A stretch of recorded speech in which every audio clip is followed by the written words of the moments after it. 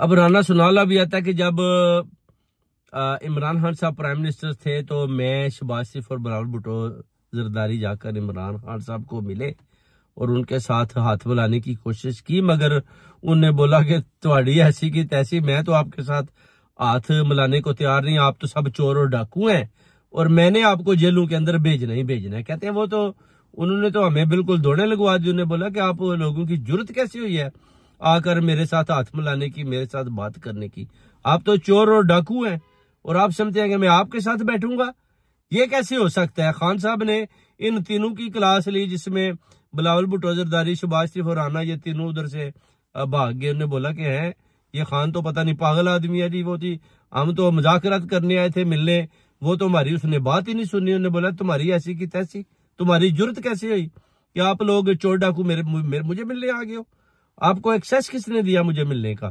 तो वो कहता है कि बड़ा जो है ना खान बड़ा एक अटल आदमी है, वो तो जो फैसला कर लेता है उससे पीछे नहीं हटता।